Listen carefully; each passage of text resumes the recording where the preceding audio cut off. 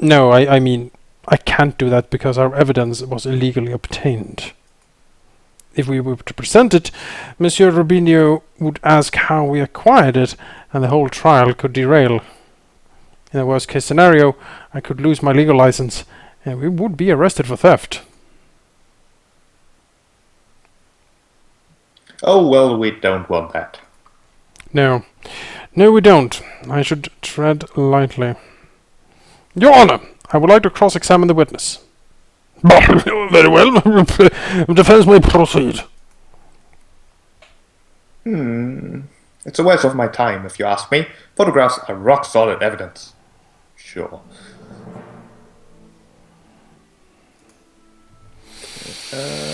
Photograph. I think. 7 p.m., that's fine. Camera is fine. The bill, sure. The photograph we are worried about. Let's take a closer look at this photograph. It's the hands. See a mistake. Just to clarify, Monsieur Rubinio, photographs are direct reflections of reality, are they not? That is correct. The photographic process leaves no room for bias or inaccuracies. That is most curious, because I see a mistake. A mistake? Impossible! I told you, monsieur, the camera is a perfect, unbiased device. The photographs it produces are flawless. Falcon, I'm not seeing any mistakes. Perhaps you could be more specific. Certainly. This is the mistake. The clock in this photograph. There is something not right about it. Well, isn't that convenient? The defense sees something wrong with the key piece of evidence that implicates his client. Oh, don't give me that cocky tone, Monsieur Rabbington. I have evidence that there is something wrong with the clock in that picture. Missing clock hands. The photograph clearly shows the clock's hands pointing at 7 and 6. That much is self-evident. Which is most curious, because the clock at the lounge of Chateau Crenière has no hands. It has no hands? The clock is merely a decorative piece, a talking item. Feel free to ask Baron Rorgil or his housemate if you have doubts. Monsieur Rubinio, how would you explain this discrepancy? I don't know.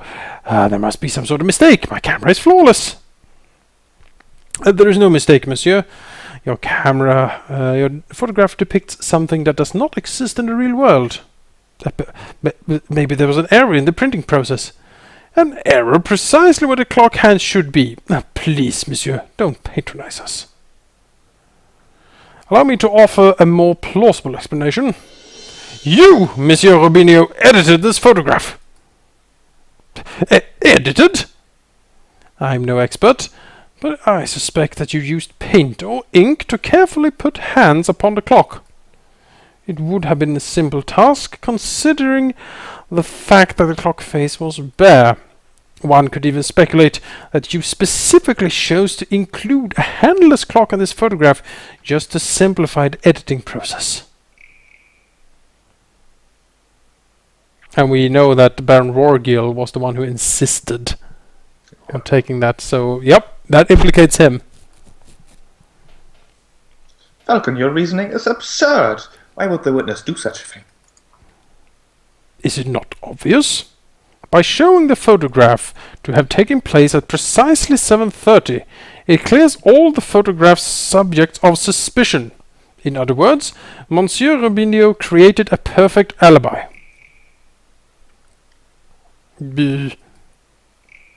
Of course, this raises further questions. Who is the witness protecting? And why? Was Monsieur Rubinio coerced, bribed, threatened? Enough silence! Let's hear some answers, Monsieur Rubinio. Oh, fine. You've got me. I'm guilty. I did it all. You did it! You're confessing to the murder of Monsieur Grenouille? What? No. I have no idea who killed the frog. I'm just admitting that I'm guilty of producing fraudulent photographs. I was ordered to make changes to the printed photographs, and yes, that included adding hands to the clock. You were ordered by whom? I dare not say. Monsieur Robinho, I strongly advise you to answer the defense's question. You have pledged to speak without fear, after all. Oh, my voice. With respect, Judge, I fear his claws more than I fear the punishment of the justice system. I shall name no names. Claws, you say? Did you hear that, Falcon? But that is most unfortunate. Monsieur Robinho, we cannot and shall not torture names out of you. We don't live under the ancient regime, after all.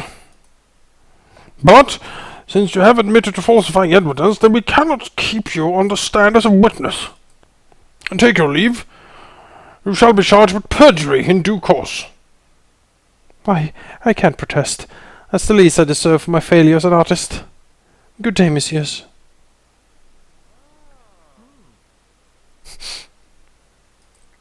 Little favor. Come on, we just solved this entire case. Exactly. So the clock's hands were painted on. So what? It doesn't matter. The photograph still depicts Dame Catelyn as absent close to the time of the murder. That's significant. Oh, don't be dense, Monsieur Rabington. If the photograph is not completely genuine, then I cannot be considered reliable evidence. Why not? It's still a portrayal of the night's events. Because if we accept that one part of the picture was edited, then we must accept the possibility that other parts were too. It is possible that Dame Catelyn was painted out. Even worse, it is possible that another person was painted in. We know that the witness was trying to cover for someone, so all possibilities must be accounted for. So what are you saying, Falcon? That the housemaid paid off the photographer? Or was it Seigneur Pertois de Miel, perhaps? No, I don't think so. The housemaid lacks a means or motive, and it wouldn't make sense for Seigneur Pertois to implicate his own daughter. Well, surely you're not suggesting that the honest and beloved Baron Rogwell deliberately tried to frame Dame Catelyn? Because that would be the most outlandish theory yet. Baron is a pillar of our community. He would never do such a thing. Monsieur Rabington, I'm not here to throw accusations. That's the job of you, the prosecutor. However... Oh, should I do it again? Yeah, that's you. Mayhaps I should offer my opinion. Dun dun dun. But Baron, it's not time for your witness testimony yet. So you would think, prosecutor, and yet I see my good reputation getting tarnished by your incompetence. Oh my. Incompetence! Indeed. Let us proceed with witness questioning. That fine with you, Judge? My buddy? I suppose that's fine. Very good. And I trust that the defense has no objections. No objections here. Fantastic. Oh, but before I forget, I pledge to speak without fear and prejudice, etc., etc. I'll leave the part about the truth out. Now, prosecutor, ask me what I witnessed over the course of the evening. Oh, okay. Baron Rogwell, on the night of the initial dinner went magnificently. When the photographer arrived, Monsieur Grenouille left to visit the garden. Dame Catelyn followed behind him moments later. Seigneur Pourtois, Monsieur Robinho and myself were engaged in conversation, so we paid her no mind. After the photographer had left, my housemaid left to go find Monsieur Grenouille and Dame Catelyn. That would be when I heard her cry for help. Thank you, Baron. I think we all know the story from there. I would like to cross-examine the witness. Do you doubt my integrity, garçon? That means boy. Oh, he's being looking down on us. Oh, yes. I'm just here to uncover the truth, Baron. Very well then, hit me with your best shot. Let us establish with absolute certainty that I, Baron Walkwell, am an honest man. The defense may proceed with cross-examination. Oh, he's a difficult one, though. Let's see. The dinner went magnificently. He didn't mention that the silverware was missing. Yeah, so... Monsieur Grenouille lived... No, that's fine. So that's... we can... So that is true, we know. We know he probably went to the garden. I mean, this is the obvious one I would like press. Be like, what do you mean magnificently? Although it's such a small detail. It is a small detail. But is there anything we know about Grenouille? He did leave to visit the garden.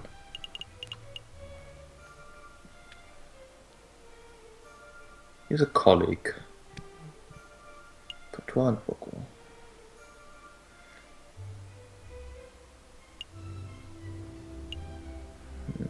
I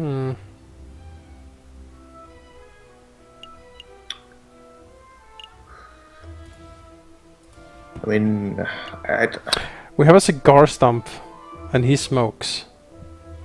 Yeah, but we don't really know how long that has been there, right? It's true. It's true. We have a red herring. This is a red herring. Pourtois letter signature Pourtois de Moise request legal if his order, yeah.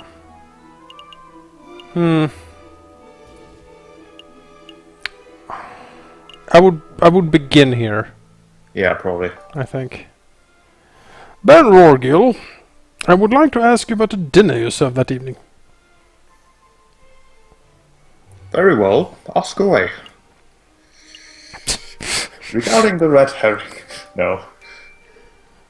Earlier today we established that the silverware was stolen from your residence prior to the banquet. Indeed, I am aware of whom the culprit is, but I have decided not to press charges. It is curious, then, that you decided to serve steak. It isn't what one would describe as finger food, after all. I don't know about that, Falcon. With the right attitude, all food can be finger food.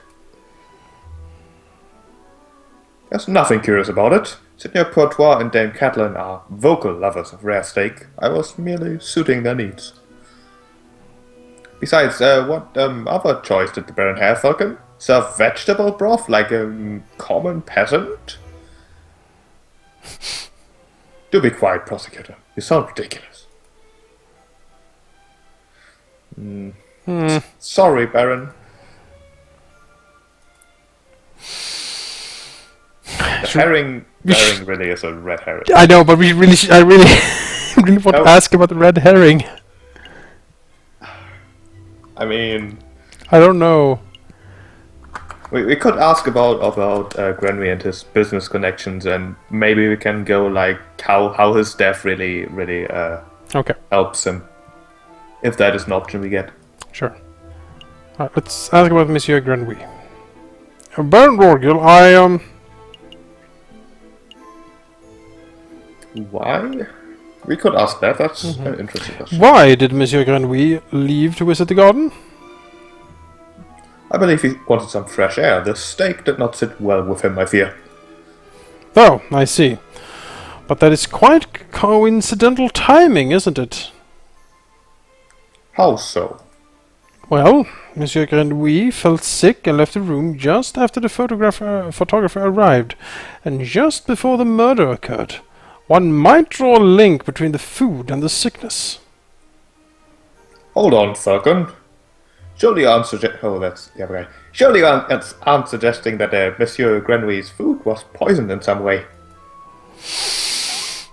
No, we're not. That maybe it's red herring. It's a red herring, though. I don't think we don't have any evidence for it. Yeah, we're not. No, there is nothing to indicate poisoning. I just found the timing somewhat puzzling.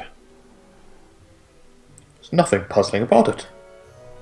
Monsieur Grenville always had a soft stomach. It's really no surprise that he couldn't keep down a good rare steak. Yes, his relation.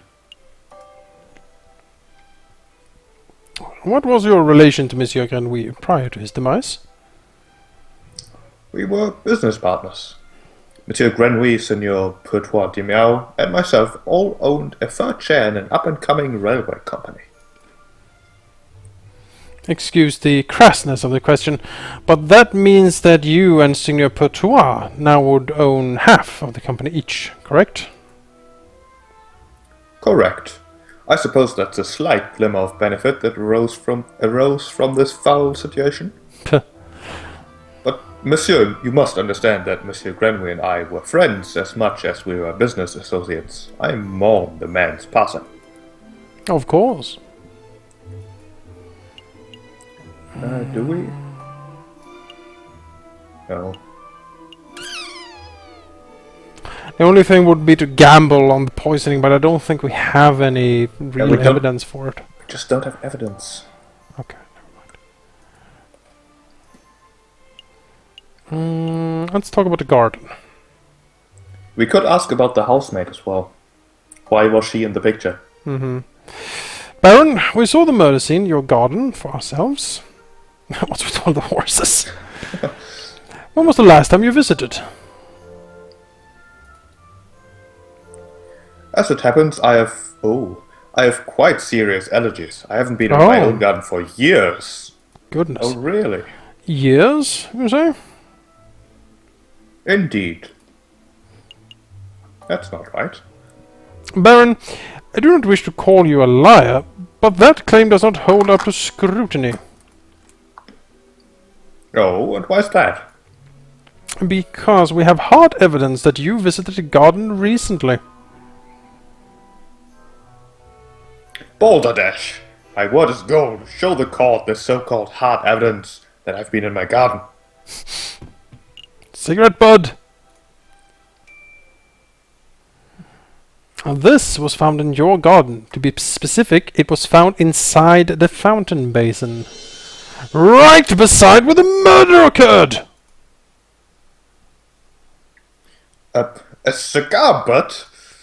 That could belong to anybody, and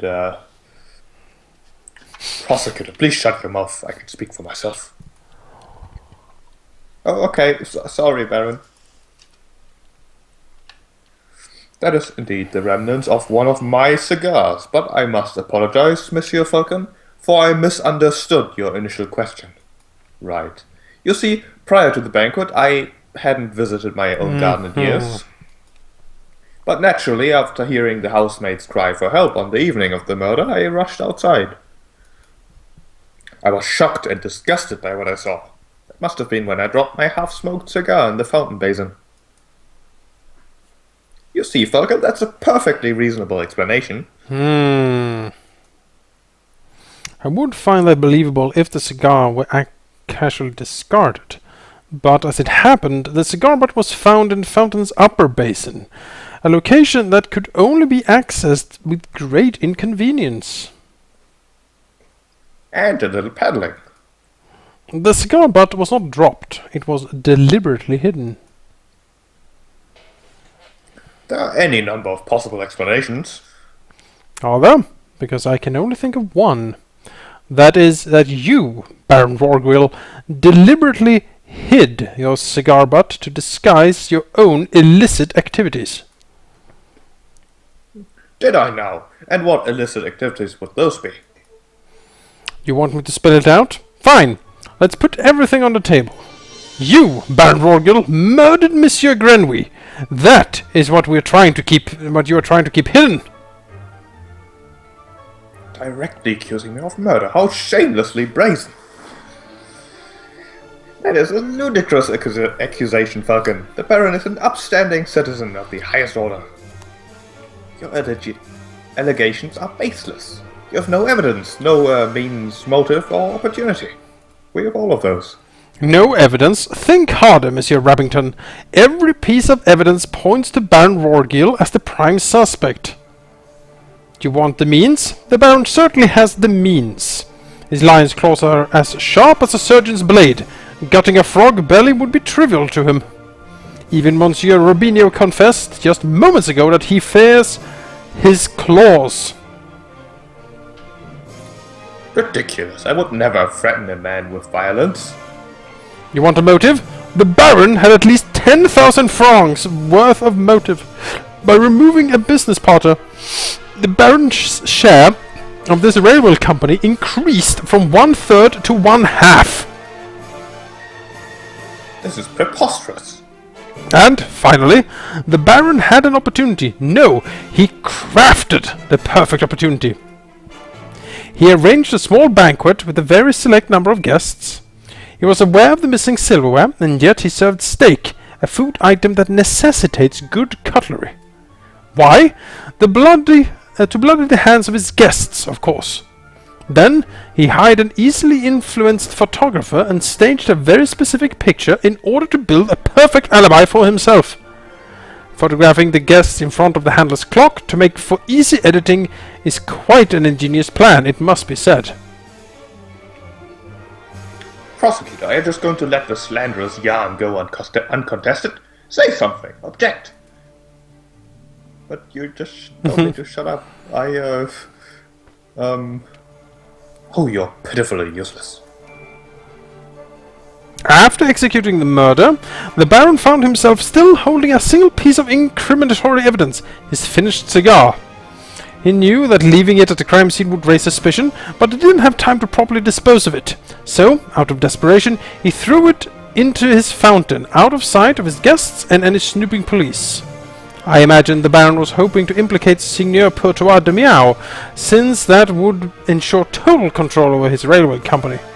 Alas, Dame Caitlin was the first to happen upon the crime scene, so the Baron improvised. This is an outrage. Judge, I demand that you disbar this ranting lunatic. No, there is only one outrage here. That is, that a man like yourself is able to abuse his wealth and status to frame an innocent girl of murder. You are a bourgeoisie of the worst kind. How dare you, garçon? The utter nerve for a lying scumbag of a lawyer to accuse a philanthropist like myself of something so heinous. Heinous? Heinous. Heinous. I'm nothing like the fat cat bourgeois. I'm a respectable, hard-working capitalist. No, you're a ruthless man who would slaughter a dear friend just to reap a few francs. You incredulous whelp. I ought to gut you right here and now like like a damn frog. Dun dun dun!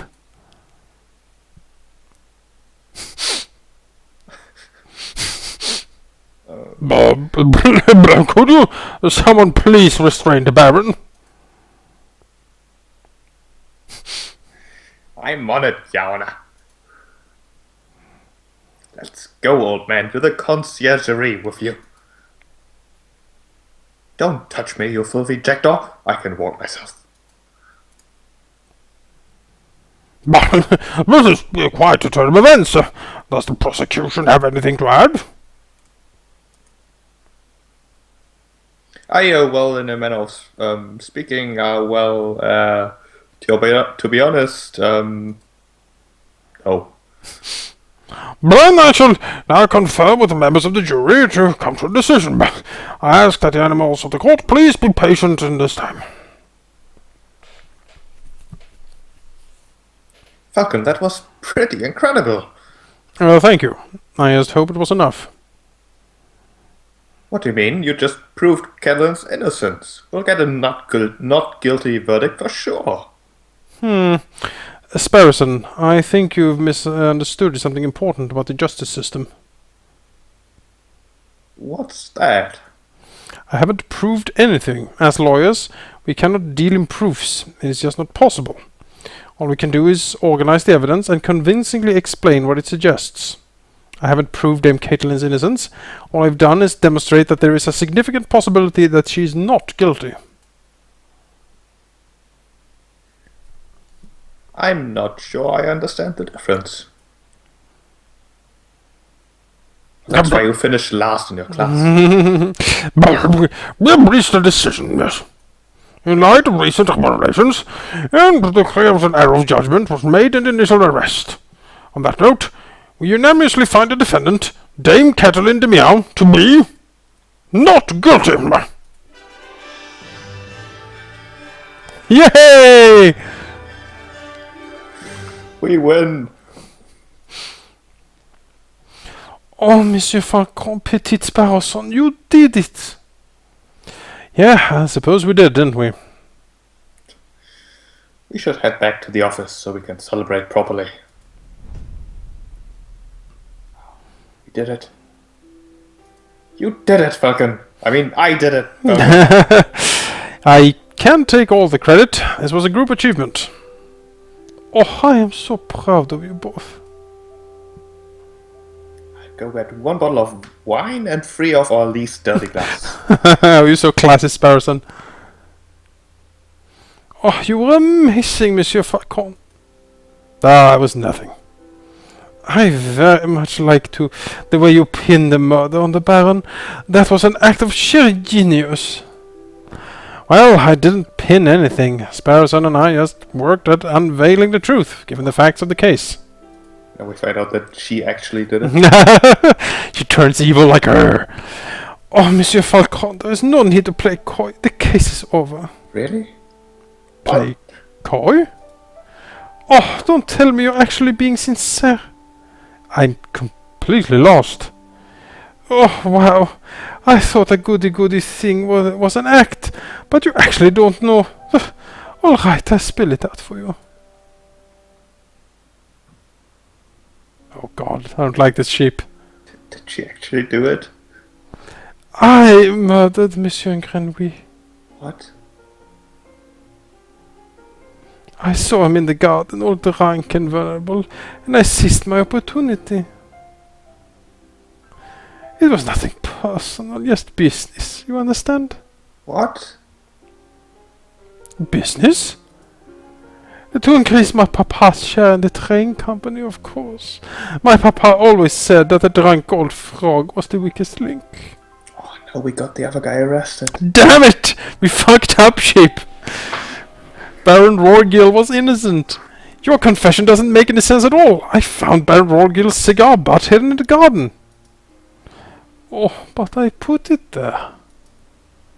I expected the police to find it, but I suppose that was putting too much faith in the brains of Paris' finest. But Falcon proved that Monsieur Robinho's photograph was edited. It was edited. I wasn't in the picture because I was busy paying a visit to Monsieur Grenouille in the garden. My papa knew I needed an alibi, so he ordered Monsieur Robinho to paint me over oh, it was on the aisle! On the easel! No! Oh. Damn it! And I had answered, oh no.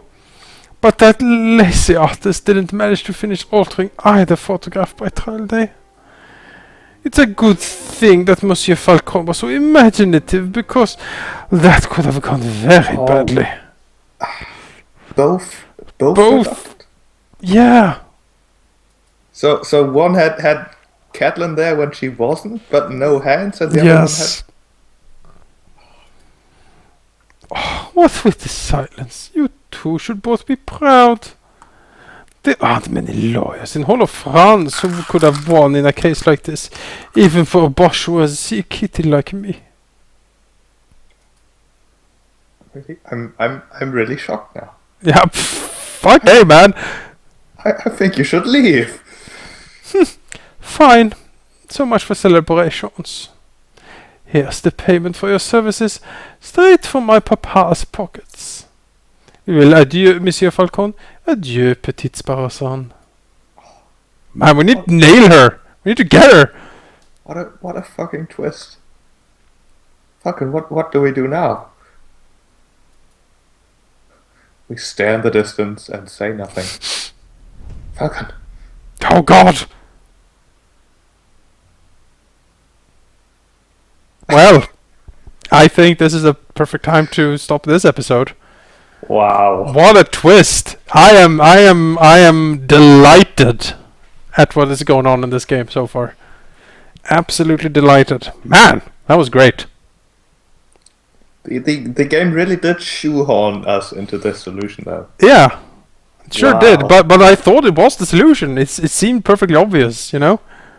But on the other hand, you just said the painting was on the easel. Yeah, and we should have been like, wait a minute, why is this on the easel? Damn it, we went into the fucking trap. Well, yeah, so that's it for case 1, act 1 of Avian Attorney. Thanks for watching, and we need to pay more attention to these journalists. and I think we're gonna do one more case here because this is getting good now. This is getting good. So yeah, see you guys in the next one.